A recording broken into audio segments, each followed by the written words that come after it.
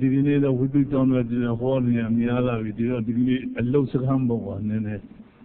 တရားတို့မြတ်စွာဘုရားဟောကြားထားတာတော့တို့တရား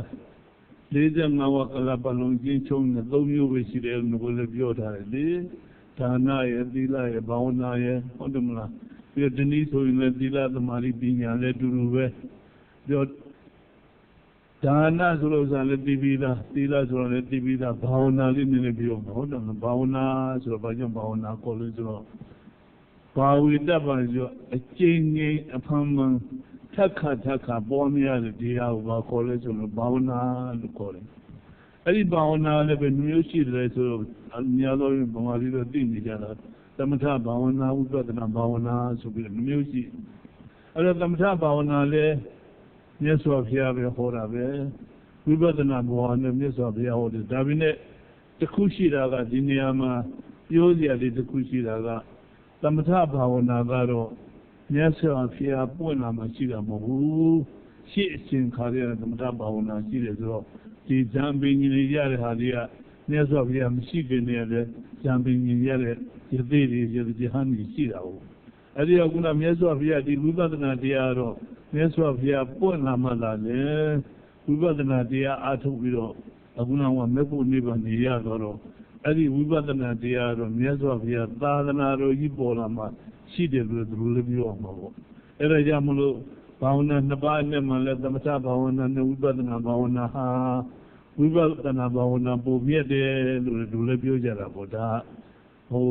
ခုနဒီနေ့ကမှဆိုတာဟောခြင်းပြောတာပေါ့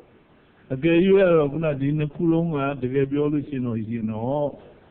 သမထဘာဝနာဆိုတာဘာလဲတည်တည်ငြိမ်ငြိမ်တို့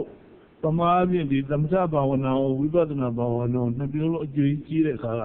ဘာကြောင့်ရှိတယ်လဲဆိုရင်တော့ရိုးရိုးဘုန်းကြီးတို့ရဲ့တရားအာမထုတ်ဘူးဆိုလို့ရှိရင်ရိုးစိတ်ဖြစ်နေတော့စိတ်တရားရိုးရိုးပဲဆိုတော့ဘာမှကမ္မထန်တရားနဲ့လည်းအာမထုတ်ပြီးတော့စိတ်ကရိုးစိတ်ဖြစ်နေတော့တွေးကျင်တာတွေတွေးခေါ်ကျင်တာတွေခေါ်စိတ်ညစ်ကျင်တာတွေညစ်အဲ့လိုဖြစ်ပြီးတော့စိတ်ကမရင်မချင်းဖြစ်နေတာပေါ့အဲ့ဒါကိုစိတ်ကိုရည်ကြည်အောင်လုပ်တာဒီနည်းအားဖြင့်ဘာဝနာလို့လည်းခေါ်အောင်အဲ့လိုရင်ကြီးအောင်လုပ်တဲ့နည်းကနှစ်နည်းရှိတယ်။ဘာဖြစ်ရင်ကြီးအောင်လုပ်တဲ့နည်းကနှစ်နည်းရှိတယ်ဆိုလို့ရှိရင်စိတ်ဆိုတဲ့သဘောကအာရမဏစိတ်လေးတည်စိတ်တယ်နဲ့သူကအစိတ်ကသူကဘယ်တော့မှအလကားငြင်းမနေဘူး။သူအာယုံကိုကြံပြီးစဉ်းစားပြီးတော့နေဘူး။အဲ့ဒါကြောင့်သူလည်းစိတ်လို့ခေါ်တယ်။စိတ်ဆိုတဲ့ဥစ္စာရိုးရိုးလေးမဟုတ်စိတ်ကမြတ်စွာဘုရားအာယုံတွေကိုစဉ်းစားပြီးတော့နေတာလူရာထိုင်ပြီးတော့ညီနေစိတ်ကညီမနေဘူးဟိုသွားဒီသွားဟိုစဉ်းစားဒီစဉ်းစားဒါကြောင့်မလို့သူ့ကိုစိတ်ကိုဘာကြောင့်စိတ်ခေါ်လဲဆိုလို့ရှိရင်အာယုန်တွေကို6ပါးကိုတစ်ခု6ပါးအနက်တည်းတစ်ခုကိုစဉ်းစားပြီးတော့ပြန်ပွားပြီးတော့ဟိုသွားဒီသွားရောက်နေတဲ့အတွက်ဘာလို့ခေါ်လဲစိတ်လို့ခေါ်တယ်အဲ့ဒါလည်းမှတ်ထားမယ်နော်စိတ်ကအာယုန်6ပါးဆိုတော့သိတဲ့အတိုင်းပဲတခါတလေမြင်စရာကိုစိတ်ကကူရင်ကူမယ်ကြားတာကိုစိတ်ကကူရင်ကူမယ်ထိတာစိတ်ကူနာစားတာတောက်တာနဲ့ပတ်သက်ပြီးကူတာကူရင်ကူမယ်တခါတလေအဲ့ဒါတွေမဟုတ်ဘဲနဲ့တွေးခေါ်ပြီးစိတ်ရဲ့စိတ်ကူးနေကြတော့ဒီစိတ်အာရုံ6ပါးကိုလှည့်ပြီးတော့တခုတည်းသူဘယ်တော့မှမနေဘူးအဲ့ဒါကြောင့်မလို့စိတ်တည်းဆိုတော့ဆိုတာအာရုံ6ပါးကိုသူကကြိတ်တယ်လို့ဟိုသွားတည်တော့သွားနေတဲ့အတွက်စိတ်ကလေးအကြောင်းမြတ်စွာဘုရားသဘောပေါက်ပြောတာဟိုအရင်နွားရိုင်းကြီးတွေတူတယ်ရိုင်းနေတာပေါ့မရင်ဘူးပေါ့အဲ့ဒါကြောင့်ရင်အောင်လို့ဒီနေ့ဆိုလို့ရှိရင်ကမ္မထမ်းဆိုတာတို့ရင်ကြီးရိုင်းနေတဲ့စိတ်ကလေးကိုရင်ကြီးအောင်လုပ်တာကမ္မထမ်းလို့လည်းပြောနေတယ်အဲ့တော့ရင်ကြီးအောင်လုပ်တဲ့နည်းဒီနှမျိုးရှိတယ်ပထမဆုံးဘာဖြစ်လုပ်ရမလဲဘယ်လိုရိုင်းတဲ့တတော်လေးဆိုလို့ရှိရင်တော့သူ့ဖမ်းပြီးတော့ကျိုးလေးနဲ့တော့ခြိထားအောင်မှာပေါ့ထွေးဘုံထပ်ပြည့်နေမှာပေါ့ချက်ချင်းတော့train လုပ်တယ်ဆိုတာသူ့ကိုခုနရင်ကြီးအောင်လုပ်တယ်ဆိုတာလည်းချက်ချင်းလို့တော့မရဘူးအချိန်ယူရတယ်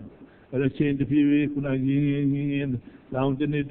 လုပ်ပြီးတော့ဒုစိတ်ကလည်းအဲ့ဒီတိုင်းပဲကမ္မထာအထုတယ်ဆိုတော့တခါတလေခုနပြောနေကြတာပဲကမ္မထာအထုတာများသောအပြင်ဟိုစိတ်ထဲကငြင်းငြမ်းမှုရတယ်အေးချမ်းတယ်လို့ပြောတယ်တချို့ပြောတယ်ကမ္မထာအထုမှစိတ်ကပူလောင်သွားသေးတယ်လို့ပြောနေပူလောင်ဆိုးလာတယ်လို့ပြောတာပေါ့အမှန်တော့ဆိုးလာတော့မဟုတ်ဘူးသူဆိုးတာကိုဆိုးမှမသိတာ ကမ္မထာအထုလိုက်ကြမှာသူကဆိုးမှန်းပြီးတယ်အဲ့ကြမှာသူကသွားမှန်းပြီးတာဟုတ်သွားလိုက်တဲ့အခါကျသူကမိုးဝေးပန်းတော့ငါစိတ်ရန်သူကသူနေတာအကောင်းမှန်းနဲ့ကမ္မထာအထုမှာတော်တော်သွားနေစိတ်ပဲဘယ်လိုလုပ်ကဖမ်းမလဲသူမှအဲ့ဒါတူဝေသွားတယ်အမှန်တော့ကမ္မထာအထုလို့လက်ဦးလုံးကလည်းသွားနေတာပဲသူသွားတာသွားမှန်းမသိဘူးဟုတ်တယ်မလားကမ္မထာအထုလက်တဲ့ခါကျမှသူသွားမှန်းသိတော့အဲ့ဒါကြောင့်မလို့ဘုန်းကြီးကတော့ပြောတယ်နမညာလာတဲ့အတွက်အဲ့ဒါ progress ဖြစ်လာတာပဲတိုးတက်မှုတွေပဲသိလာပြီလေသိလာရင်ဘာဖြစ်လဲသွားမှအရင်သွားမှတော့မသိဘူးဘာလို့ဒီတဲ့သွားရင်သွားလိုက်တဲ့စားရင်စားလိုက်တဲ့ထင်းရင်တန်းလိုက်တဲ့ဘာမှသူ train လုပ်တော့မဟုတ်ဘူးသူ့အတွက်အထူးစားမဟုတ်တော့ဘူးလေအခု train လုပ်တဲ့ခါကျတော့သူကလည်းရုန်းကန်လာတာပေါ့ဘာဖြစ်လို့လဲသူ့ကိုတင်ရတဲ့ခါတော့မနကမ္မထာအထုတွေဆိုတော့သမာဓိကအာယုံတစ်ခုတည်းကိုဆက်ရမယ်အခုနပြောသလိုအာယုံ6ပါးကိုအမျိုးမျိုးလျှောက်သွားနေတာကိုတစ်ခုတည်းသွားဟိုသွားဒီသွားမသွားနဲ့လို့တော့ဘုရားတိရိစ္ဆာန်လိုပေါ့သူကယုံနာကံနာလေးဖြစ်လာတော့ပေါ့ယုံနာကံနာလေးဖြစ်လာတော့အကျဉ်း၍အဲ့ဒီယုံနာကံနာကိုနဲ့အောင်လုံးနိုင်လုံးနဲ့မလုံးနိုင်လို့ရှိတော့ပြီးပါဒီကမ္မထာအထုတော်ပြီဆိုဘုရားလောစိတ်သက်ဖြစ်သွားတာပေါ့ဟုတ်တယ်မလားတို့လူတွေလည်းအများကြီးရှိတယ်နော်အဲ့ဒါကိုတော့မပါကြီးနဲ့ဟုတ်တယ်မလားအဲ့ဒါလိုလည်းဖြစ်တတ်တယ်ဘာလို့လဲသူကလုံးလုံးမမြင်ပဲဘူးအဲ့ဒါတော့အချိန်ယူပြီးတော့ဒါကြောင့်ကမ္မထာမှာပြောတယ်ကြိုးစားဖို့လည်းလိုတယ်လို့တခါလေးတည်းမဟုတ်ပဲခုနကရင်ကြည့်အောင်လို့ပဲရပါမယ်အချိန်ယူပြီးတော့လုပ်ရတယ်ဒါပေမဲ့အခုလိုခုန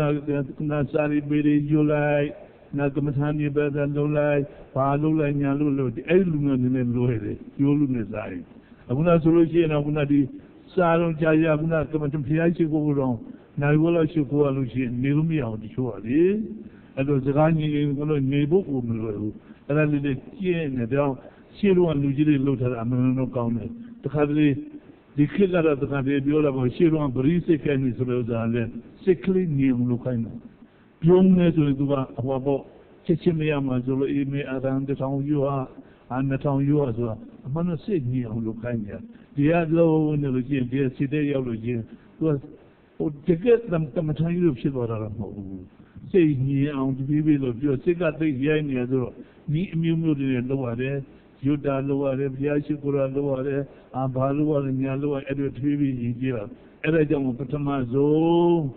စိတ်ကိုတဏှာတဲ့နေအောင်လုပ်တာကသမာဓိလို့ခေါ်တယ်သမထလို့ခေါ်တယ်နော်အဲ့ဒါကတော့ဘာနဲ့ပဲလုပ်လို့မြတ်စွာဘုရားသမထ40တောင်ဟောတာလေ40ဟောတာကအကြိမ်ဖျားတရားကိုယုံကြည်ပြီးတော့အဲ့ဒါလုပ်ပြီးတော့ဒါဆိုင်ပြီးတော့နေလို့ရှိရင်ရတယ်ဟိုတော့ခုနကကသိကနဲ့ကတိုင်းကမ္မထန်ဆိုရှိတယ်အနောက်နိုင်ငံတွေကကတိုင်းကမ္မထန်ဆိုနားမလဲတော့ကာလာ meditation ဆိုတော့တော့ရတယ်ကာလာ meditation ဆိုတော့ဒီအယောင်တွေကိုသူကြည့်ခိုင်းတာပေါ့ကာလာ meditation အယောင်တော့အညီတို့အညိုတို့ဟာအယောင်ကိုအဲ့ကာလာ meditation ကိုသူတို့အဲ့လိုသဘောပေါက်ကြတယ်အဲ့ကာလာကိုကြည့်ပြီးတော့အဲ့ဒါကြတော့သူကမျက်စိနဲ့ကြည့်ပြီးတော့မျက်စိကတခါတည်းမဖွင့်မဲနဲ့မျက်ကြည့်ထားတော့အနီးဆိုအနီးပဲမျက်နှာကြည့်ထားပြီးတော့တခါတည်းစွဲနေအောင်ဒီကစိတ်ကအာရုံမျက်စိကလည်းဖွင့်လိုက်ပြီးလိုက်ချိန်မလို့အောင်မျက်စိကကြည့်ပြီးတခါတည်းအဲ့ဒီအာရုံကိုစိုက်ပြီးဒီအနီးကိုအမြဲတမ်းမြင်နေအောင်2ရက်3ရက်လောက်ကိုရေးစစ်စစ်တခါတည်းကျိုးကျိုးဆဆလုပ်တဲ့အခါကျမှဘာပြီးအဲ့ဒါမှိတ်ကြည့်လိုက်ခြင်းဒီအမြင်တိုင်းမြင်လို့ရှိရင်အဲ့ဒါတော့သမာဓိကောင်းသွားပြီမိတ်ကြည့်လို့မမြင်လို့သိမှန်သေးဘူးပဲဟုတ်တယ်မလားမိတ်လို့ကမမြင်မဲဘူးကတော့မိတ်လို့မမြင်သေးအဲ့တော့ပရိကမန်မေလို့ခေါ်တယ်ပြီးတာခုနမိတ်တော့မြင်တဲ့တိုင်းမျက်စိဖွင့်လို့ပဲမြင်နေရမယ်အဲ့ဒါကြတော့သူကဥက္ကနမိတ်လို့ခေါ်တယ်သူဘာပြီးတော့နည်းနည်းလေးပြီးတော့မှနောက်ကျသိပ်ပြီးနောက်အဲ့ဒီဒါပြီးနဲ့မြင်တော့မြင်ရတယ်အဲ့ဒီမဲ့မရှင်းဘူးပေါ့ဟိုဘေးကတကပင်ဘူးအင်းဒီတို့ဘာဒီတို့အဲ့လိုဖြစ်နေရတယ်ကြီးတယ်ရှင်းတော့တခါလေအဲ့တော့ထပ်ဖို့ရှင်းအောင်ထပ်လို့တော့ကြီးအဲ့တော့ကောင်းကင်မှာတခါလေဗျိုင်းများပြန်နေတယ်လို့အဲ့ဒါလိုပြင်ရလို့ရှိရင်ရှင်းမမြင်ရင်တော့သူကဟိုဥက္ကပရိပါကနမေဆိုအဲ့ဒီသိကောင်းတော့အဲ့ဒါတော့သမထလုပ်တဲ့ခါမှာသူတော်ဟန်သွားပြီအဲ့လိုကအဲ့ဒီအနေစပြီးတဲ့အခါကျလို့ရှိရင်နောက်ကျရင်သူအဲ့ဒီဝိပဿနာလုပ်မဲ့ဒါကြောင့်သမထနီးဆိုပြီးတော့သမထနဲ့လုပ်တဲ့ဒီနည်းပြီးတော့ဝိပဿနာနဲ့လုပ်တယ်တချို့တော့သမထကိုတခါတည်းအဲ့လိုစိတ်ကိုတစ်ခုအာယုံနဲ့လုပ်ပြီးတော့ရပြီးမှဝိပဿနာပဲကူးတာပေါ့ အဲ့ဒါသမထယာနိကာလို့ပြောသမထနိကနေတွဲသွားတာပေါ့တချို့တော့သမထတော့ရအောင်မလုပ်တော့စိတ်ကလေးငြိမ်အောင်ပေါ့ဟုတ်တယ်မလားတံပရေကြီးငြိမ်ပြီးတော့ဝိပဿနာပဲထူသွားတယ်အဲ့တော့သမထကနဲ့ဝိပဿနာနဲ့ဘာထူးလဲဆိုရင်နှစ်ခုတော့ထူးတာရှိတယ်သမထကဘာအာယုံကိုပြုရမှလဲဆိုလို့ရှိရင်တို့အရာစကားနဲ့အာယုံပြုရင်ရတော့တယ်ဝိပဿနာကျတော့အရာစကားနဲ့ပြုလို့မရလို့ရုပ်တည်နေတယ်လို့ရလိမ့်မယ်သူကပရမတ္ထဒီတရားကိုအာရုံပြုတော့အဲ့ဒီခုပဲကြွားတယ်ဒါမှနဲ့စိတ်ကလေးနည်းနည်းလေးပြောင်းလာလိုက်ရုံနဲ့စိတ်တော့အထူးကြီးတော့လည်းမဟုတ်ဘူးအဲကြောင့်ဘုန်းကြီးလည်းအမြဲတမ်းပြောလိုက်ရှိတယ်ဟိုဒင်းသားပြလူပဲတပြားလေးပဲလို့ကလေးတော့ကြွားတာပဲအများကြီးကြွားတာမဟုတ်ဘူးအဲနီးလေးပြီးတော့လည်းလိုလေးပဲဟုတ်တယ်မလားဟိုနီးပြီးရုံကတော့အထုတ်တဲ့နီးလေးတာပေါ့ဟိုရရှိတာကတော့တစ်မျိုးပေါ့နော်အဲ့လိုရရှိတာဒီကနေ့တို့အာနာပါနာအထုတ်တယ်ဆိုအာနာပါနာလည်းခုနပြောတယ်သမထအာနာပါနာသက်သက်ဝင်လို့အထုတ်သမထနည်းရပဲနည်းခေါ်တယ်ဆိုလို့ချင်းသူကစိတ်အာယုန်ကိုအကုန်လုံးဖြောင်းပလိုက်ပြီးတော့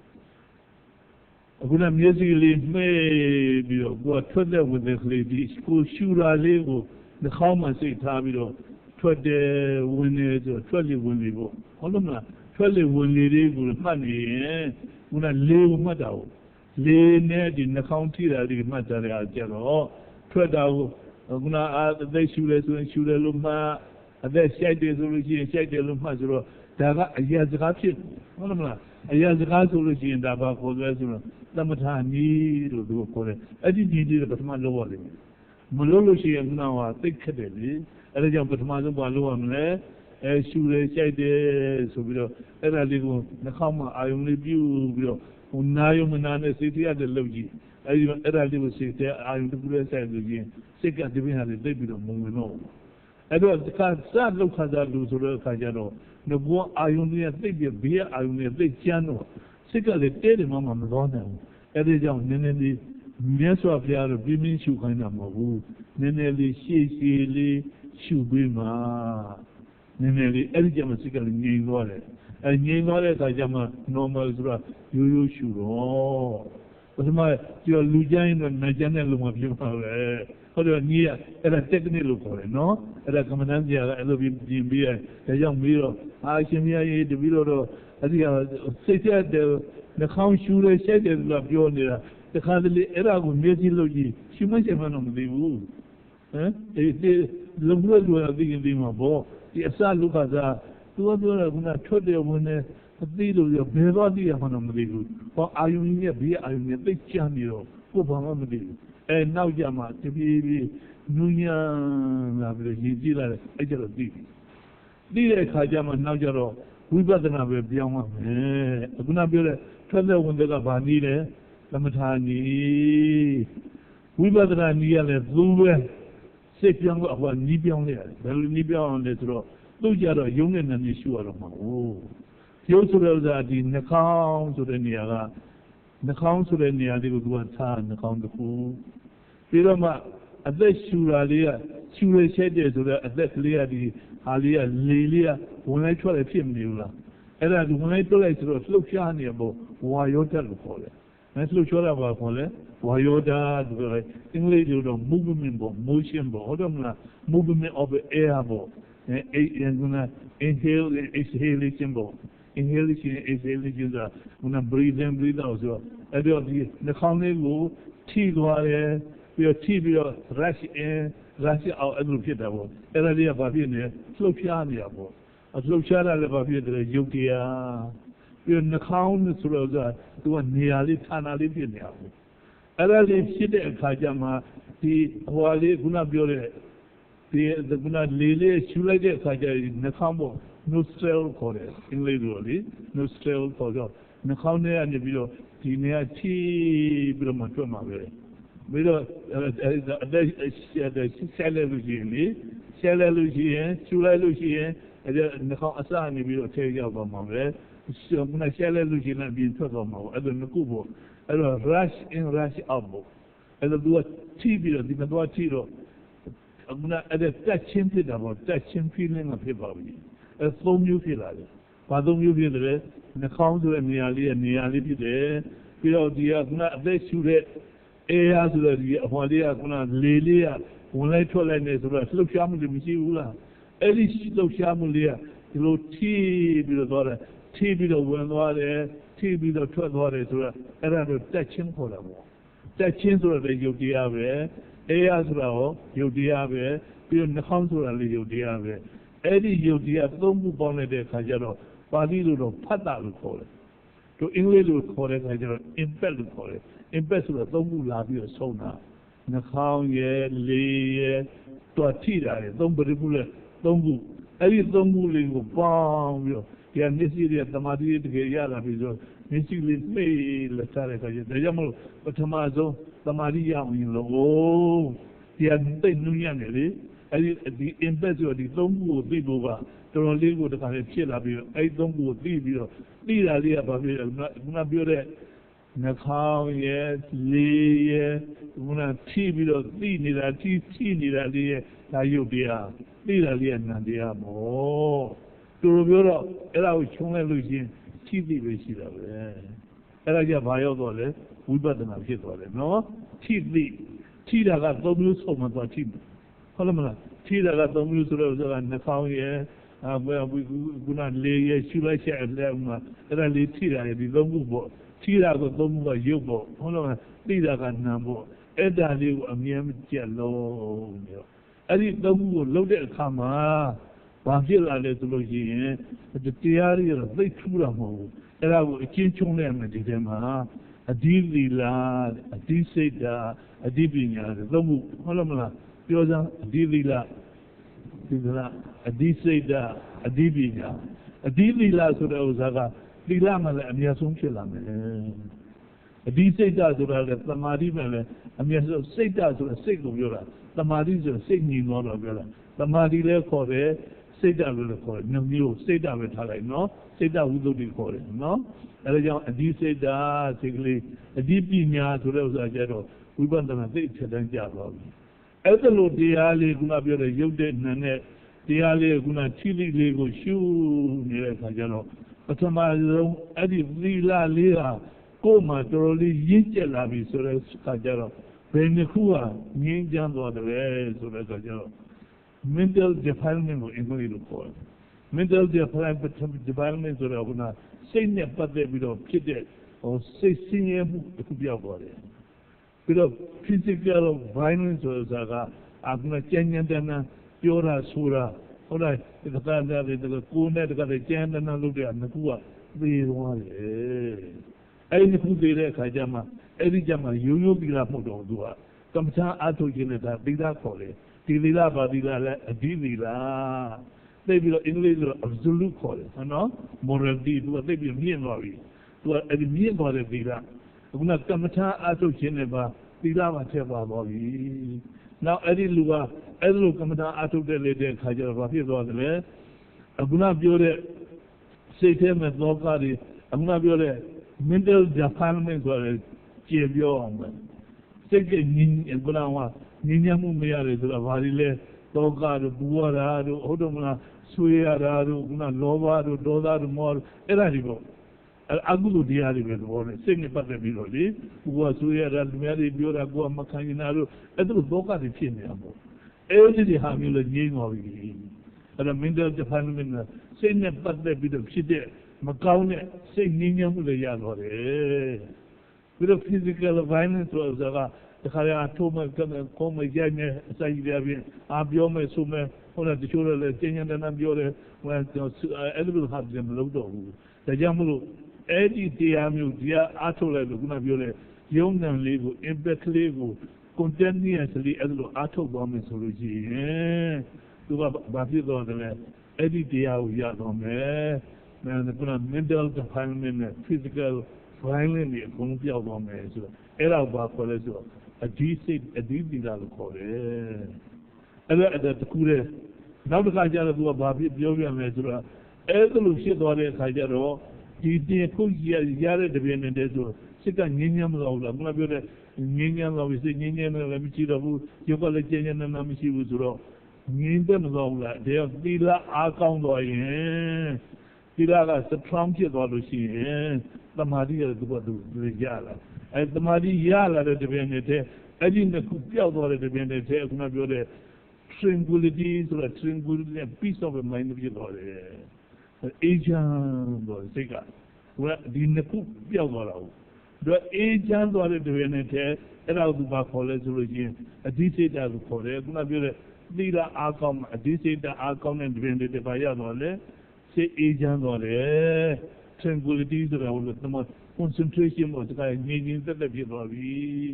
ဟုတ်လား peace of mind ဖြစ်သွားပြီ peace in tranquil ပေါ့ဟုတ်မလားအဲ့လိုဖြစ်သွားတဲ့ခါကျတော့အဲ့ဒါကိုအဓိစိတ်ဓာတ်လို့ခေါ်တယ်အဲ့ဒါလိုငြိမ်သွားပြီးအဓိစိတ်ဓာတ်ဆိုတဲ့တရားကသိအားကောင်းလာတဲ့ခါကျတော့သူဘာဖြစ်သွားလဲဆိုတော့အဓိပညာဖြစ်ရမှာအဓိပညာအဲ့ဒါမဟုတ်တော့ဘူးအဲ့ဒါလိုနိုင်လိုက်တဲ့တပည့်နဲ့ဘာဖြစ်သွားလဲဆိုတော့ကျုပ်တည်နိုင်တဲ့အခုနဒီတရားကိုဆက်ရှုနေရမှာပဲရှုတော့သူကအဆင့်ကမြင့်မြင့်ပြီးတော့သွားတာသူကသူတရားတက်သွားတာပေါ့တက်သွားတဲ့ခါကျတော့ဒီမျက်စိတမိတ်အတွင်းမှာဒီရုပ်တည်နိုင်နေဖြစ်တာကမီလီယံပေါင်းဒီပေါင်းမျိုးဆိုတော့တခါပြုတ်ပြုတ်နဲ့ဖြစ်နေတယ်ဒါသွားတွေ့တယ်ဆိုတော့အဲ့ဒီကြမှာမြတ်စွာဘုရားဟောတဲ့တရားမှန်လားလို့ကိုယ်လည်းသွားတွေ့တယ်ကိုယ်ခန္ဓာကိုယ်ထဲမှာလည်းအဲ့ဒါမျိုးတွေသွားတွေ့တဲ့ခါကျတော့သူအဓိပညာရောက်သွားတယ်အဲ့ဒီသုံးချက်ပေါ့လေအဓိပညာရောက်ဖို့ကတော့ခုနပြောတဲ့အဓိစိတ်ဓာတ်ဆိုတဲ့သမာဓိကောင်းမှသူရောက်သွားတယ်သူကတော်တော်လေးအချိုးကျသွားပြီအဲ့ဒါဝိပဿနာရဲ့တရားပေါ့လေတူတူချင်းချင်းနဲ့ပြောတာမလုံမမအဲ့ဒီဝိပဿနာအထုတ်တဲ့အခါမှာဘယ်ကအထုတ်တော့ပိန်ဖောင်းပဲထုတ်တော့အဲ့ဒီအာနာပါနာပဲထုတ်တော့ယုံနာကိုဥစားပြပြီးတော့မှာလုံးတဲ့အခါမှာအဲ့ဒီစိတ်ကဒီအဓိစိတ်ဓာတ်သမာဓိရဲ့သိပြီးအားကောင်းလာပြီဆိုရင်အခုလို့မျက်စိတမိတ်လျှက်ပြည့်အတွင်းမှာသူဖြစ်ပြတယ်ကြီးအများကြီးဖြစ်ပါလားလို့တော့တွေ့ရမှာ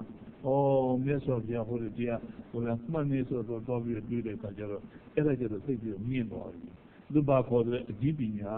လို့ခေါ်တယ်အဲ့ဒါအလုတ်တရားပေါ့ဟုတ်တယ်မလားအလုတ်တရားကိုအဲ့ဒါကြာကြမလို့အာနာပါနာဆိုပြောခုနကိုယ်ဘူးဆရာတော်ကပြောတယ်သမထအထုတာကိုအသင်မသေးနဲ့တဲ့တို့ဘာမှအကျိုးမရှိဘူးလို့တို့လည်းမပြောနဲ့အကျိုးတွေအများကြီးရှိတယ်တဲ့ဟုတ်တယ်မလားလောက်တဲ့နေကွာတို့အကျိုးဆိုတဲ့ဥစ္စာကဘာပြောတယ်သူကပြောတာဆရာတော်ကြီးပြောတာကဒီအဓိသီလအခုနပြောတယ်ခုနသီလမျိုးခုနကိုမှရှိလို့ရှိရင်တဲ့ကိုယ်စိတ်ထဲဘာပဲဝိရှက်ဆိုတော့ဘာပဲဆူတောင်းပုံပြည့်သွားတယ် automatically ဟုတ်မလားအဲ့လိုပြည့်သွားတယ်တဲ့အဲ့ဒီလိုစိတ်တွေမှာအဓိသီလနဲ့နှမျိုးရှိသေးတယ်သီလဆိုတဲ့ဥစ္စာကတရားဒီမြတ်စွာဘုရားရဲ့တရားတော်ဒီအထုတ်ခြင်းနဲ့အိမ်အလုပ်တွေလုပ်နိုင်တယ်ဟုတ်တယ်ခုနမြတ်စွာဘုရားစိုက်ကြည့်ရပြီးကြောင်းလုပ်တွေဘာသာရေးကိစ္စတွေလုပ်နိုင်တယ်ကိုယ်သားရေးသမီးကိစ္စတွေဒါတွေလုပ်နိုင်တာပဲတဲ့ပြီးတော့နောက်ပြီးဆုံးသူပြားတွေကခုန service လုပ်ရဲဆိုလဲလုပ်နေတာပဲဒါကတော့ခုနပြောတဲ့ဒီcredit merit ဆိုတာပေါ့လေသူကအပူရတဲ့ကုသိုလ်တွေပေါ့ဒါကမ္မနာအထုတ်ခြင်းနဲ့လုံးနေတာပဲတဲ့အဲ့ဒါမျိုးတွေမှမလုပ်ဘဲနဲ့ခုနတရားရှောင်းတဲ့တရားလည်းပြီးလည်းမရှိဘူးဒီလိုပြုကြည့်ရမယ်ဝတရားတွေလည်းမရှိဘူးဆိုတကယ်သီလပြည့်စုံပါမလားတဲ့နော်သီလပြည့်စုံတယ်ဆိုတော့ပဏာသူများတဲ့တတ်တယ်လေးရှောင်းပြီးတော့မကလေးဘူးမိဘဝတရားတော့ဘာဝတရားအကုန်လုံးပြည့်စုံရတယ်အိမ်တော်မှုတဲ့ချစ်ကလေးရဲ့ဝတရားပေါ့မြတ်စွာဘုရားသင်္ကလောဝါဒထုတ်တဲ့တရားတွေပေါ့အဲ့ဒီဝတရားတွေလို့ပြည့်စုံဖို့လိုတယ်နော်အဲ့ဒါမှသာမင်းဘာဖြစ်သွားတယ်သီလပြည့်မယ်တဲ့အဲ့လိုမှသီလမပြည့်ဘဲနဲ့သမာဓိဘယ်လိုလုပ်ရမလဲတဲ့သမာဓိမှမရရင်ပညာဘယ်လိုလုပ်ရမလဲဆိုမဟုတ်ဘူးလားအဲ့ဒါကြောင့်မလို့ဒီအလုစခန်းပေါ့ဟုတ်တယ်မလားအလုစခန်းနောက်တစ်ခုတော့ဟောအောင်မှာပေါ့ဝိထုကြောင့်လေးပေါ့ဝိထုကြောင့်လေးရှေ့ခေတ်တော့ရှေ့မြတ်စွာဘုရားလက်ထက်ကပဲပုံနာတယောက်ကပုံနာဆိုတော့အမနန်လည်းနာမည်ကြီးတော့ပရောဟိပုံနာဆိုတော့ပညာလက်တက်ပေါ့လေပညာလက်တက်တယ်ဆိုတော့လူကလည်းနာမည်ကြီးပညာလက်တက်တော့ဆရာနဲ့သူ့ရမှဆိုနာမည်ကြီးညောသူ့စိတ်ထဲမှာဒီနေ့သားကြတော့တန်တရားဖြစ်လာတယ်။ဘာတန်တရားဖြစ်လာလဲဆိုလို့ရှိရင်ဘုံမှုဘုဒ္ဓများပြီးတော့ဆရာလို့နာမည်ကြောဖြစ်နေတာနဲ့သီလရှိတယ်နဲ့ဘယ်လိုမှမြက်တယ်လဲသူကတော့သူမဆုံးပြတ်တော့ဟုတ်တယ်မလားသီလရှိတာရှိသေးတာဟုတ်ကဟောဆရာနဲ့သူကတခါနဲ့နာမည်လေးဘိုးလေးကြောနေပြနေတာဟုတ် အဲ့တော့သီလနဲ့သူ့ဘာသူမဆုံးပြတဲ့အခါကျတော့သူကနည်းနည်းစဉ်းစားကြည့်တယ်ငါတော့ခုနစုံစမ်းကြည့်အောင်မယ်ဆိုပြီးတော့သူကဒီနာမလို့ဒီရောက်ကွက်မှဆိုဆရာသူတော့ခုနပညာရှိဖြစ်နေတော့သူပညာရှိတဲ့ဟာကိုလည်းမြင်ရသလားသီလကမြင်ရသလားဆိုသူကမဆုံးပြနိုင်မဆုံးပြနိုင်တဲ့အခါကျတော့သူကိုယ်တိုင်သူကအဲ့ဒီပရင်းဆရာစီသွားပြီးတော့သူကငွေသွားပြီးတော့တောင်းတော့ပရင်းဆရာလည်းဘယ်နဲ့ပရောဟိတ်ပုဂ္ဂိုလ်တော့ဘုံနာကအမှန်ပညာရှိတဲ့ပုဂ္ဂိုလ်ကြီးကလာတောင်းလို့ပြေးလိုက်တာပေါ့တခါလာတောင်းနေပြေးလိုက်တခါလာတောင်းနေပြေးလိုက်သူကတော့စုံစမ်းတော့ပြဿနာလူချင်းလို့မဟုတ်ဘူးနောက်သုံးခါလောက်တောင်းတဲ့အခါကျတော့ဒီဘုံတော့မဖြစ်ဘူးဒီလိုကလူလိမ့်မယ်ဆိုပြီးတော့သူဖမ်းပြီးတော့တခါလဲခုနမဘင်းစီခေါ်သွားပြီးဒီလိုထောင်ချမယ်လို့တော့ပေါ့ဘယ်လိုသူကလူလိမ့်မယ်ဆိုပြီးတော့ဒီဘုလူလည်းပြည်သူမှလည်းမခံနိုင်ငါကြိုင်တော့ငါမွေးမှာပဲလို့ပြောအဲဒီသူဖမ်းပြီးတော့ခေါ်သွားတဲ့အခါကျတော့ဟိုကျတော့သူကအစီရင်ခံဖို့ပြီးရင်ခင်ဗျားသူပြေးတာမဟုတ်ပါဘူးအမှန်ကတော့ကျွန်တော်ဒီပတ်ဆက်ခိုးရင်လို့အမှန်နဲ့ခိုးတာတော့မဟုတ်ဘူးကျွန်တော်သူ့ကိုတောင်းသူ့တောင်းတော့သူကလည်းကြီးပြီးဘူးနဲ့တစ်ခါတော့ပေးတယ်နောက်တစ်ခါကျတော့သူကအဲ့ဒီကျတော့ကျွန်တော်ဒီလိုတော့မဖြစ်တော့တစ်သက်လုံးလာတောင်းတော့ငါမိုးရကြီးဆိုပြီးတော့ကျိုးနဲ့တုပ်ပြီးပြင်းစီခေါ်လာတာပါဆိုပြီးတော့သူကအဲ့လိုပြောတဲ့အခါကျတော့မှအဲ့ဒါဆိုလို့ရှိရင်ခုနကကျွန်တော်ကသိကျင်တာပေါ့သိကျင်တယ်ဆိုလို့ရှိရင်ဘုသူတာကမြတ်သလားသီလကမြတ်သလားဆိုကျွန်တော်သိကျင်တော့အခုတော့ဒီခုနပရိသမားကကျုံးနဲ့တုပ်ခေါ်လာတဲ့ခါကျကျွန်တော်သဘောပေါက်သွားတယ်ငါသိထားတဲ့ဘုသူတာဒါတော့ပတ်ချက်လို့သီလတော့ဘုမတောင်ဘောဟုတ်တယ်မလားသူကယူရဲဆိုပြီးတော့သူအဲ့လိုသဘောပေါက်သွားတော့အဲ့လိုပြောတော့ဘယင်လည်းသူလည်းမှုပြောတော့သူအဲ့လိုပြောတဲ့ခါကျမှသူကအဲ့ကျမှမြတ်စွာဘုရားရှင်ပြန်သွားတဲ့ခါကျတော့နောက်ကျတော့သူကဘယင်ပြောတဲ့ခါကျအဲ့လိုဆိုလို့ချင်းဘုရားရပွင့်နေတယ်အဲ့လိုမြတ်စွာဘုရားကြီးသွားဖို့ဆိုပြီးတော့မှသူကအဲ့ဒီမြတ်စွာဘုရားအဲ့ဒီကြိုးကြောင်လျှောက်ပြရတာကိုအတိတ်ကတော့ဟိုကတော့အတိတ်ဝတ္ထုကိုပြစ္ဆုတ်ပုံကျမြတ်စွာဘုရားကြီးကြောက်တော့အဲ့ဒါသူယဟန်ဟောဒီလိုဝိချင်နေဆိုပြီးတော့ယဟန်ကိုပြီးတော့သူတို့ပြောတော့သူကဘာလို့လဲဆိုတော့ယဟန်ကိုပြီးတရားအထုတ်တဲ့ခါတော့အကျွတ်တရားတွေရတော့ဒါကြောင့်လို့မြတ်စွာဘုရားဘာဟောလဲဆိုတော့သုတ္တံသီလံသေရောတဲ့သီလကမြတ်သလားဘုဂုသုတ္တကမြတ်သလားဘုသုတ္တဆိုတော့လေအဲ့တော့မြတ်စွာဘုရားဘာဟောတော့မြတ်စွာဘုရားဘာဟောတယ်လဲဆိုလို့ရှိရင်တော့ဒီလာကသာနဲ့ပုံပြီးတော့မြတ်တယ်တဲ့ဟုတ်တယ်မလားအဲ့ဒါကိုတပည့်တော်တော့သဘောပေါက်သွားပြီဗျာတပည့်တော်တန်တရားမရှိတော့အရင်ကတန်တရားရှိလို့ကုလို့လို့တပည့်တော်သိသွားပါပြီအဲ့ဒါမှမြတ်စွာဘုရားထားဟောတယ်လေခတ္တိရောစအတ္တမထောတဲ့ဒီတရားနဲ့ကနအဟောဖို့မပြည့်စုံတဲ့ဘယင်တော်ကောင်းတဲ့အတ္တမနေတိတော့တရားနဲ့မနှီးပြီးတော့နေတဲ့ကုံတွေတော်၎င်းနဲ့အဲ့ဒီလူတွေနှစ်ယောက်ကတော့တဲ့လောကကြီးမှာလူပြည်နတ်ပြည်တွေကိုပယ်ပြီးတော့ဗာပြီးတော့ဒုက္ခတွေဥပပိသန္တိဒုက္ခတွေဆိုတာမကောင်းတဲ့လာရတယ်မကောင်းတဲ့နေရာတွေရောက်မယ်လို့ဆိုပြဟောတယ်အဲ့ဒါတော့သီလဝိမန္တနာသက်ထုတ်တယ်ဟုတ်တယ်မလားဒီကလေးအဲ့ဒါကလေးတော့သိထားဖို့လိုတာပေါ့တကယ်တော့သူတို့ပြောတော့ဘုသူတ္တလည်းအကျိုးမရှိတာမဟုတ်ဘူးဒီဘုသူတ္တကကျေးဇူးများတယ်သီလပါရင်ပို့ပြီးတော့ကောင်းတော့ပေါ့နော်ဟုတ်တယ်မလားဘုသူတ္တကျေးဇူးများလားများတယ်သီလမပြည့်စုံဆိုတော့မကောင်းဘူးပေါ့ပြောဆိုလို့ချင်းအဲ့တော့သူတို့ပြောရင်တော့ဘုသူတ္တဒီကျေးဇူးများတယ်သီလပါဖို့လည်းလိုတယ်သမာဓိပါဖို့ရောမလိုဘူးလားပညာပါဖို့လည်းလိုတယ်တို့ဘုသူတ္တကဘာဖြစ်တယ်လဲဘုသူတ္တတို့ကရှားမယ်ရှားတဲ့အခါမှာဘာဖြစ်တယ်လဲခုနသီလသမာဓိပညာဆိုတော့သုံးမနဲ့ပြောရင်ဒါအမြတ်ဆုံးဘုသူတ္တဖြစ်သွားပြီးတော့လူများလည်းဟောနေပြီးတော့တစ်ခါတလေလည်းတို့ဟိုပြောတာပေါ့ယဟန္တာတွေဖြစ်ပြီးတော့လည်းအကုန်လုံးစာတတ်တော့တာမဟုတ်ဘူးယဟန္တာတရားအထုတ်လို့သူဖြစ်သွားတာဟုတ်ဒါတွေကသူ့ဟိုဘယ်တို့ဘဝဒီဆိုအေဒရက်ပွဲပြီးတယ်ဆိုတာတချို့ကပညာရမှာအေဒရက်ပွဲအကုန်လုံးကယဟန္တာဖြစ်သွားလို့စာမတတ်တဲ့လူကယဟန္တာပြီးစာတတ်တော့တာမဟုတ်ဘူးစာကတစ်မျိုးတက်တခြားအဲဒါကြောင့်လူတိုင်းနဲ့တက်တာမဟုတ်ဒီကျိုးရဲကစာရီဘုသူတ္တတိပြောအဲဒါကြောင့်မြတ်စွာဘုရားစာသင်ပြီးသုံးပြီးဟောတယ်အလကတုမှာမြတ်စွာဘုရားစာသင်တာသုံးပြီးတဲ့တနည်းအားဖြင့်လဲဆိုတချို့ကငါစာတတ်တယ်ဆိုတာအကြောင်းပြပြီးကြွားခြင်းမွားခြင်းသူ့လိုမပြောနိုင်ဘူးသူကမွေးရမယ်ဆရာလိုပေါ့မွေးရမယ်ဆရာသင်ပြီးတဲ့မွေးရမယ်ဆရာကမွေးမွေးမကန်ရပါမလားမြေမွေးရမယ်ဆရာမမဟုတ်ဘူးဘုရားကံပြတော့အားသိမကြည့်ရဘူးလားတော့အဲ့ဒါမျိုးမြတ်စွာဘုရားလည်းဟောတယ် အဲ့လိုမူလမဲ့ဆရာလို့သာသနိတစ်မျိုးတဲ့တချို့တော့တန်ត្រာဝိမထုံးရပါထုံးရကြောင်းဖြစ်အောင်တင်နေနည်းရဲ့တစ်မျိုးတဲ့ယဟန္တာတွေတင်နေနည်းရတော့ဘာနာဂါရိကဆိုမြတ်စွာဘုရားသာသနာတော်ကြီးကိုအတွင်းရှိစွာတည်ဖို့ဆိုပြီးတော့သုံးနည်းဟောတာစာသင်နည်းဟုတ်တယ်မလားတို့စာသင်နည်းသုံးပြီးတဲ့မှာမူလမဲ့ဆရာသင်နည်းရမကောင်းဘူးတဲ့ဘာဖြစ်လဲအဘယ်ဒုက္ခကိုရောက်စေတတ်တယ်ဆိုတာအဲ့ဒါအဘကွာဒီလိုဝိတုကြောင့်တွေကိုနားထောင်ပြီးတော့ခုနဘာလဲခုနကမ္မထာအထုတ်တဲ့တရားလေးကိုအဲ့ဒါသဘောပေါက်ဖို့လိုတယ်နော်